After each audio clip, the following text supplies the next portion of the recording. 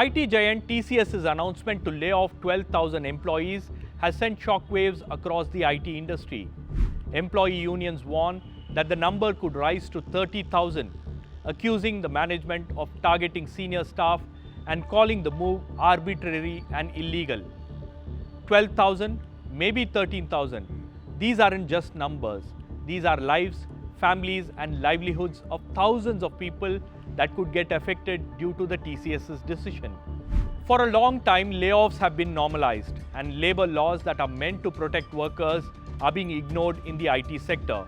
How long can such a massive industry remain unregulated? In this week's In Public Interest, I sat down with Velkin Alaganambi, General Secretary of the Union of IT and ITES employees, to discuss India's biggest layoffs and their consequences.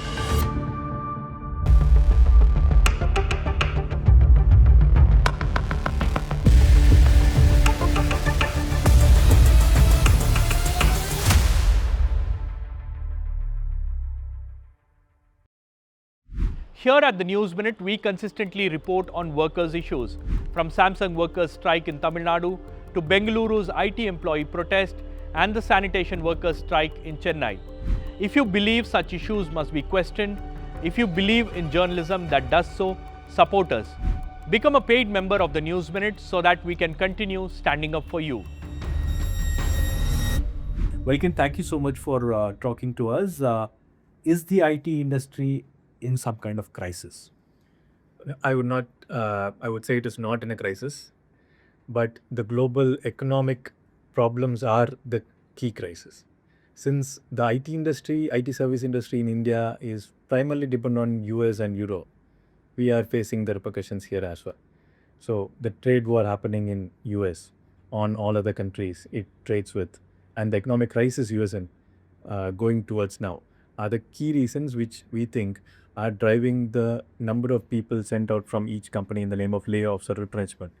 So this crisis per se will not stay for long, as long as the IT companies or the IT companies' balance sheets, they are showing clear indication of enough surplus with them, and the profit margins have not yet dipped. So the economics of the IT companies are very strong.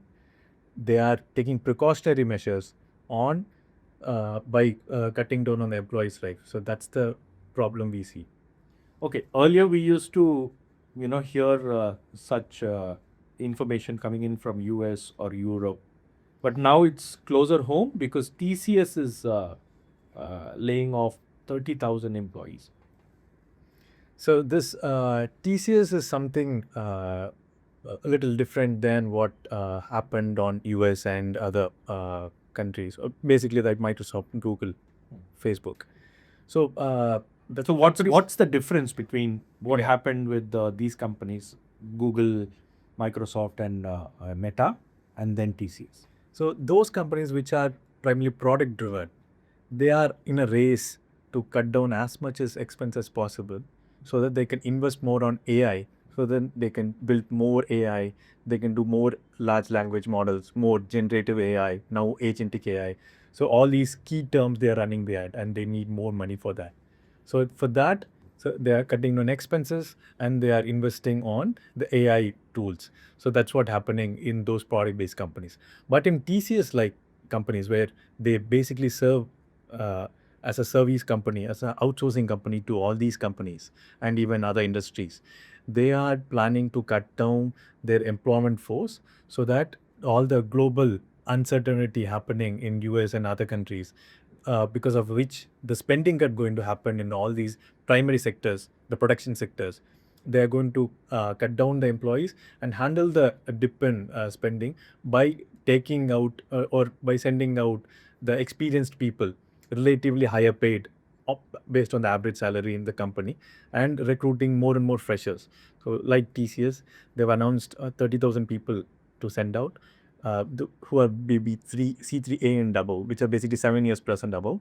And they also announced they're going to recruit 40,000 freshers in this year. So that is how by economic means they're handling this crisis. So what is the reason that is being told to those who are being laid off? So internally, this economic reason is not told to the Being employees. disclosed to the employees. Yeah, they're not told. They mention that there is a global crisis, but without mentioning that as the primary reason, they say 5 different things. One, they say if you are C-band or D-band, which is basically you performed as expected. C is you performed as expected. D is you are not performed as expected. So even if you performed as expected, we will send you out. We will mark you or target you for the forced resignation process. The other aspects are return to work, where if you have not come to office post COVID, there's a high inclination from the employees to work from home because it gives a better social life. So the companies are trying to bring them back to office all the days, which is not possible as of now. So they are punishing people who are not coming to office in the name of return to office metric. So if employees are not in the return to office metric as per the employer, the TCS set numbers, they are targeted. And some cases, it is the C3A and above. If you are C3A and above, which is basically 7 years of experience, then you are moved out of the project, even if you are built. So if employee is earning money from client, and if that employee is C3 and above, which is basically age discrimination, they are moving them to bench. And once they move to the bench, then the bench policy kicks in. That's the fourth type.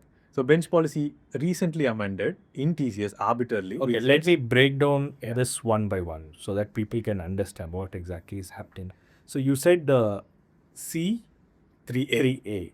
So what is this category of C3A? Who are these people? What are their positions in a company? What is the profile? What is the age group? What is their experience? Yeah, so that's nice question because that is what I think needed in this debate happening on the layoffs. So C3A and above basically are employees who worked on multiple projects on multiple verticals, basically multiple industry. So they would have wide range of technical capability and project exposure with delivery record. So they would have done things and got appreciation.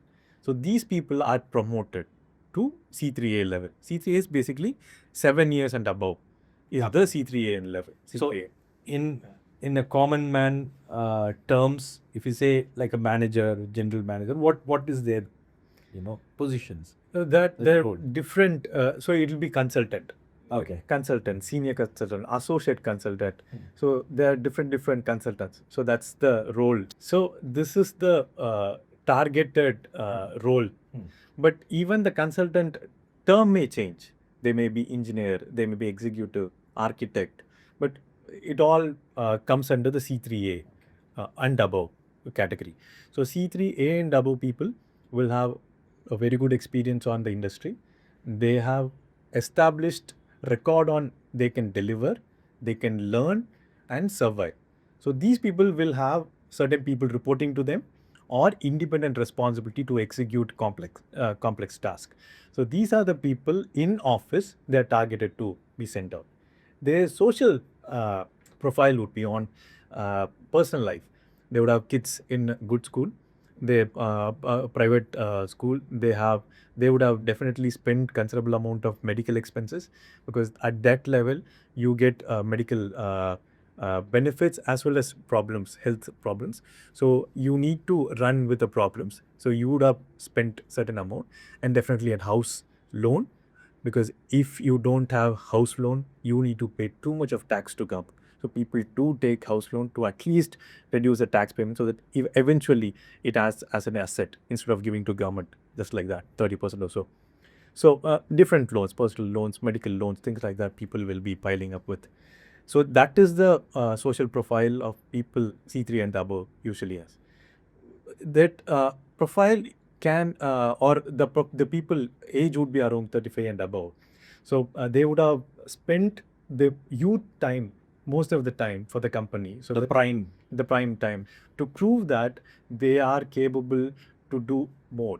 So they are the so-called hard-working employees in the company who would have spent weekends, nights instead of spending with the kids, instead of spending with their family, or on them, on the personal development, on the health or the technical capability.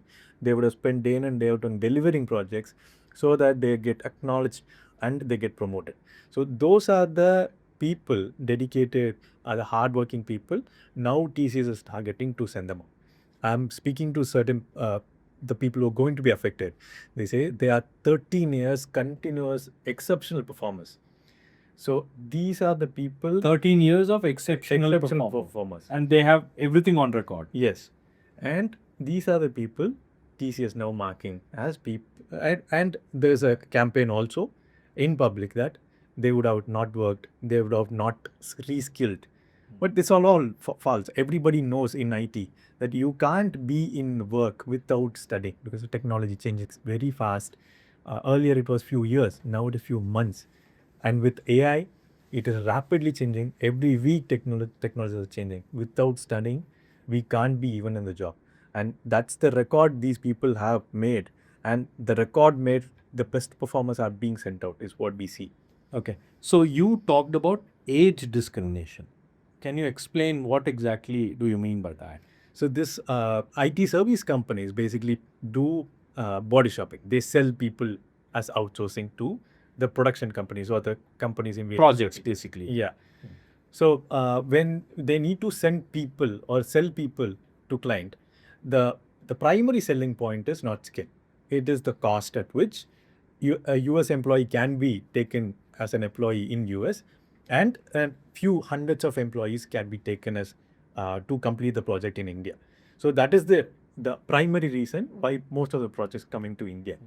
When a company like TCS, when they push people to perform more, they invariably have to promote them to the higher management or to the next level. That is why these people who have performed hard work are now in the C3A and above. So the chunk of that can't go up because TCS like companies, they maintain something called pyramid structure. So they don't want more people at the top. They want more and more less people at the top. And they want to keep the base as much big as possible because that is the earning base. So these That's the primary workforce. Which are sellable to the clients, which are the paid for, which are the clients which are basically paying for. The clients are not paying for Kirti Vasa. Clients are paying for the associates who are the first level employees. And these employees, when they go up, they can't, when they are in the mid level, they can't go to the next level because next levels are taken directly from the industry, not from the company. And they can't be there for long because once the mid layer by the company state, once the mid layer grows, it adds more expense to them. So what they do is juniorization. The process is called juniorization. So they chunk out the mid layer, or so-called 7+ years, 35 years and above employees out, using all these 5 different methods or different terms they use, and they bring new freshers inside, and they promote the people who are already inside. So one among them is bench policy. Right. The new bench policy. What exactly is that? So TCS, like any other company, don't follow the due law legal process before making any policy. So they amend a policy called bench policy few months back, and some months back they amended PIP policy, performance improvement plan policy. So all these policies are arbitrarily decided. Management decides, and they will become a law. So there's no consultation that happens No with consultation, nothing like that. There's no process. So these are the employees are working for the MNCs in different line, but they won't be consulted on whether you like it or not. So it is thrusted upon them. And when these kind of policies are made, they made sure huge loopholes are created so that they will be the primary means to convince employees that they are at fault and they can be sent out. For example, in this performance improvement plan, earlier it was said that or in the policy it was mentioned that if an employee was not doing the work assigned to them for considerable period of time, then the manager can recommend to HR, then HR can approve performance improvement plan. Now the PIP policy amended that the manager can put the employee even if they are not performing. So earlier the HR would take decisions, but now the manager at a managerial level, decision can be made without even if the employee is performing well. And similarly, this bench policy now, in a company like TCS, the project will be rotated. The employee will not stay for long in a project or in a client. So they have to sit in the bench or in the resting period till the next project. So that period they have reduced from 3 months to 35 days. So 35 days is something like every employee will reach that mark. So if the TCS management decides, they can send out everybody. So that's the bar they are setting. If I want to send you, you will be by default violating the policy, which I decided without consulting you, and it is not legal. So this is how the arbitrary policy making is happening in the TCS like companies. Okay. So here there is also another argument. They say that there is a skill mismatch. They say that a company needs to be future ready. So that's the ultimate goal of a company. So if you want to make that process happen, then they have to eventually do something like this. I don't agree with that because see, this what IT industry basically does is we convert all the skills in all the industry into softwares. So that's what we do. So our day-to-day work for so many decades is to take the skills, take the knowledge from all of the industry and put it into softwares. And we have thousands and lakhs of softwares. And it is the day-to-day work of IT employee, which means when a manufacturing unit has to be de-skilled or the skill has to be transformed to software, that has to first happen in the IT company. So even before anything happened in all other sector, the de-skilling process continuously happen in the IT industry. That is why every employee is continuously learning. If you take statements of annual statements of TCS or Cognizant, any other MNCs, you will have a metric which says 80,000 hours of reskilling has happened. So these tens of thousands of employees have reskilled. So it is part and parcel of the IT company. So everybody is learning. So the reskilling is irrelevant because So your reskilling thing happens on the job. Even as they work Yes. on projects, they keep improving, they keep learning. So, for example, if in TCS, every employee has to take up at least one certificate in a year. So, irrespective of that, you need to watch so many videos, so many educational materials, and irrespective of all these management set targets, independently, every employee learns to support their job, to enhance their capability. So, it is part and parcel of work. IT employees know that this argument is flaw because everybody is learning day in and out, day out. The problem is everybody is trying to learn everything, and it is not sustainable. This sustainability question is not being discussed by the employer or by the government. How long a person can learn with, if say a personal issue comes up, if in my family a person has severe health issues, how can I read? How can I learn? So all these sustainable aspects are not being discussed, even though people are reading, people are struggling, and then coping up. So that is how the difficult this job is. So I have seen videos of people, working on the bus in their autos with their laptop. I think recently there was a video where a girl was sitting on a bike and she's like working on a computer. It's that kind of a pressure that one, witnesses while they are on the job. So what is even more concerning and even more distressing or disturbing is the fact that the manner in which the layoffs are taking place. My colleague Cora Abraham spoke to some of the TCS employees who were laid off, and they say that they are being coerced to, put in their papers. Their phones are being switched off. They are being taken into isolated rooms where they are having meetings, where they are being threatened that they'll be blacklisted. What is your information? Like, have you been talking to people? What are they saying? So this is not something new. This is the SOP of how you send an IT employee out of company. So it's basically the standard operating procedure of all the IT companies. Like coercing them, Exactly. switching off their mobile phones, isolating them from the rest of the team. No, this switching off the mobile phone and making sure they are not discussing with the team is something I think because of the number of employees they're going to send out in these years, they don't want to create more evidence. But without that, the coercion happens. Forced resignation is the method of sending people out. So when a company wants to send employees out of job, they have certain restrictions in India because of the Industrial Dispute Act. They don't want to violate them, or they want to use loophole in the law, which is basically employees have right to leave a company whenever they want. So company recommends an employee, why don't you leave the company? Otherwise, I will do whatever it takes within my power to make sure you won't get the next job. So there are various variables here. Like the companies threaten employees because they have something called the blacklisting, so-called blacklisting process, which is nowhere possible.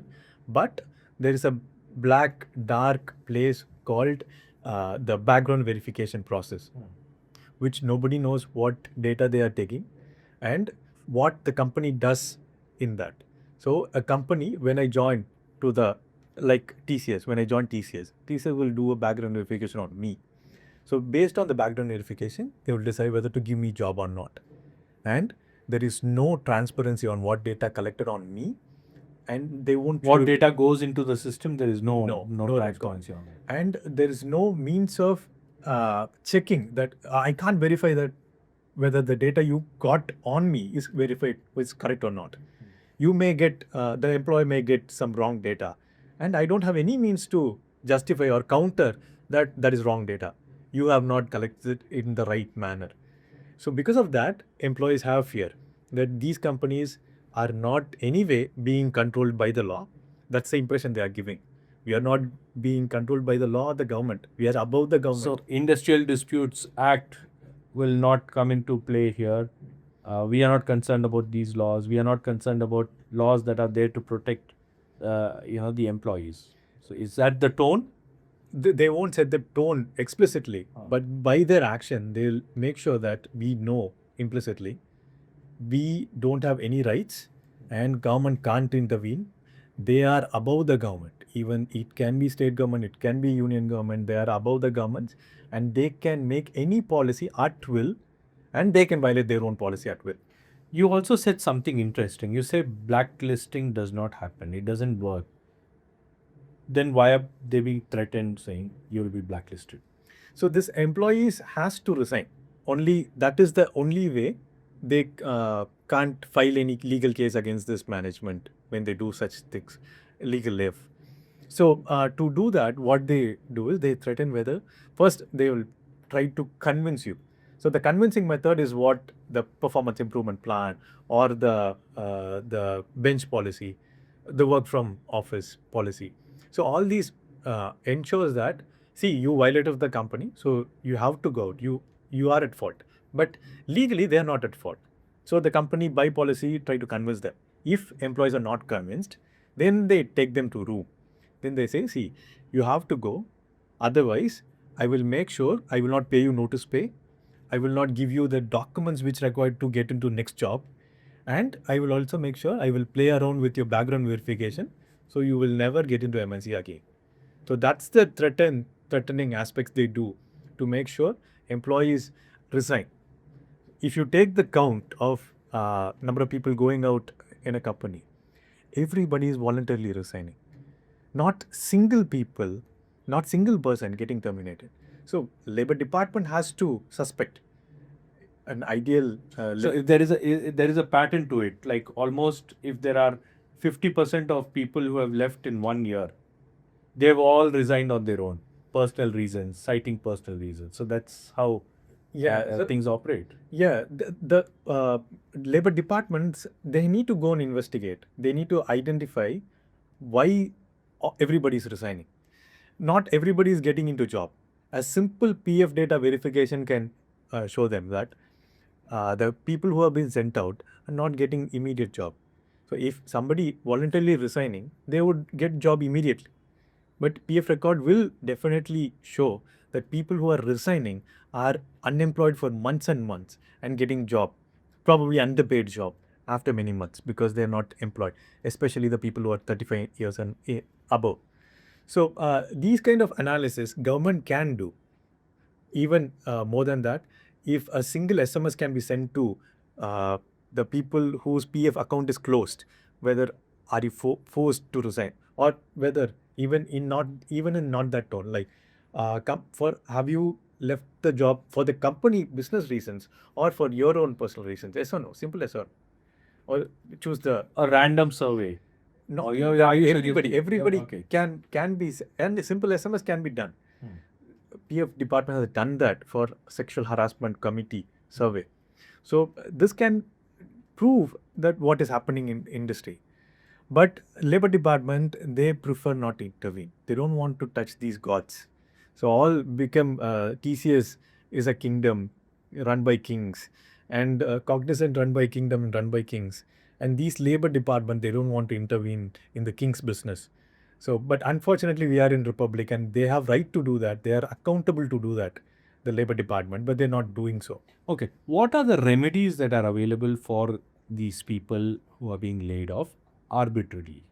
So these And you have also termed, your union has said that these are all illegal layoffs.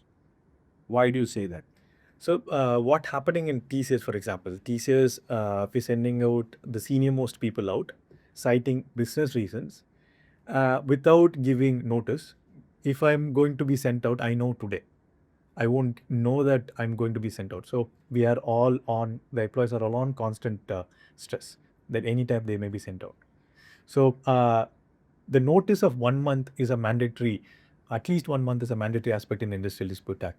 And if a company sends out more than 100 people, in this case 30,000 people they are sending, they need to get permission from the government. The government will verify whether it is justifiable. And definitely TCS like company can't justify because they have huge surplus of amount, and they can definitely run these employees, have these employees till a next project comes without any problem, without even a minor financial problem. TCS company have 6,000 crores of money in the bank just for liquidity in case of any emergency.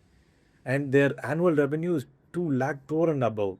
They have given 44,000 crores of rupees as dividend to TCS, Tata Sons. So they don't have a financial constraint.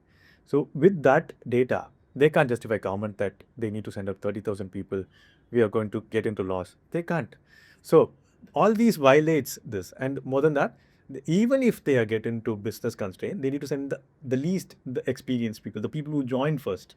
But what TCS does is they're sending a 30,000 experienced. Now, according to Industrial Disputes Act, you cannot sack senior employees. Yes. So you get more job security as you go longer Up the in the ladder. company. Yeah. So when employees or even in the when a company gets into crisis, say they have huge loss, they need to send the newly joined employees first, and they need to recruit them if they are going to recruit for the same job. But what TCS does is they're sending those senior employees and recruiting 40,000 freshers. So all aspect of Industrial Dispute Act, they are violating, and that is why we claim it is illegal. Even it is illegal, even if it is a publicly announced illegal activity, Labor Department is not intervening. So ideally, this if the Labor Department or the state government implements Industrial Dispute Act, all these companies would be regulated, and there will be a process of doing it in a humane way. But they're not doing so. That's why the remedy for employees, what we propose based on our 8 years experience, is to unionize inside the companies. Unionization can only bring government to table as well as the employer to table to negotiate with the employees. Right now, both the accountable people, who the employer and the government, not ready to intervene, not ready to do anything for the employees. So, irrespective of their inclination to act, we want to act, we want to unionize, and we are campaigning now to TCS employees and all other employees. Don't wait till the resignation point. Organize inside the office, unionize inside the office. We can slowly bring the employees or the management to the negotiation table. The Industrial Dispute Act also has something called standing orders, which TCS in all state complies with. In Tamil Nadu, TCS has standing order approved, in which they say if there are considerable number of people or more than 100 people in an union, we will recognize them. So all we need is 100 people who are ready to come out and unionize. If we unionize, TCS has to come and talk to in the negotiation table. When they come to negotiation table, all these retrenchment, all these business decisions, all the policy changes can't be done arbitrarily. They are to done only after approval with the employees. So that's the change we want. What has been the response from the IT employees to the protest that you have called for? I can see a protest protests have taken place here in Tamil Nadu, in some parts of Kerala. What about other states? Are IT employees really worried? You see, there are two cases I can quote you. The 12 hours law, which came to, or which was proposed in Karnataka, was single-handedly reverted back by the Karnataka IT Employees Union, which is 12,000 membership now. So they campaigned, they protested, they now won. That has given confidence, because Bangalore is the capital of IT. That has given confidence to all other states. And because of that protest, now for the TCS, all state level unions have coordinated and decided to go on a protest on 90 before TCS. That's how this Chennai protest happened. Kolkata also protest happened. Similarly, Hyderabad, Kerala has also protest happened. So all these protests, all these unions, which are which are basically independent unions, are now coordinating together to voice a dissent together itself is a serious, significant development. It was not achievable in the last 5 years. So it has never happened before Never that happened all these before. unions coming together, Yes. raising a particular issue, a single issue. Single issue, coordinated way. There was always differences, but all these differences now put aside and a coordinated effort happened. So this is something significant, and we think we are in a verge of getting a huge membership into all the state level unions. That would definitely bring in laws which should be regulating IT companies specific working conditions like performance appraisal, PIP, the bench policy, work from home policy. So or even the new demands like right to disconnect, menstrual leaves. So these things, we believe, with the momentum we are having in the union memberships and the reach at which we are getting the social media, we will be able to achieve in the next few years. Okay. My last question to you, Welkin. Getting a job in TCS or Wipro or Cognizant was considered as like, okay, you are placed in an IT job, then your life is settled. It was like something closer to getting a government job, right? So when you don't have, the option of staying in a job for longer, like after a certain age, 35 years, you're asked to go out for various reasons. Is this notion of securing a IT job is falling apart? No, I would not agree with that, because see, in India, though for considerable number of decades, we don't create jobs in most of the sectors. Only in IT, new jobs are being created, and there's a considerable percentage of growth, 8% of growth every year. So new jobs are made in private sector. We are the number one formal employment generating industry. So the industry is growing, the employment is growing, but the mishandling of the illegal activities of these companies is what actually affecting employees. A minor regulation, if we put in, that would ensure the middle class grows in large number, which will percolate the economic gain it gets to all the sections or the all other sections of the society. So we don't see any problem with the employment of the industry. It is just mere the profit maximization motive which is discriminating the employees. If we can regulate that through the existing laws or the new laws, I think it will benefit the society. Right, Wilkin. Thank you so much for joining us and explaining to us about what exactly is happening in the IT industry. Because, on social media, there is a lot of talk about it. People are concerned about what is going to happen next. Some people are saying that the IT era is over. So, thank you so much for talking to us, telling us what exactly is happening in this industry. Thank you. Thank you, Shabbir.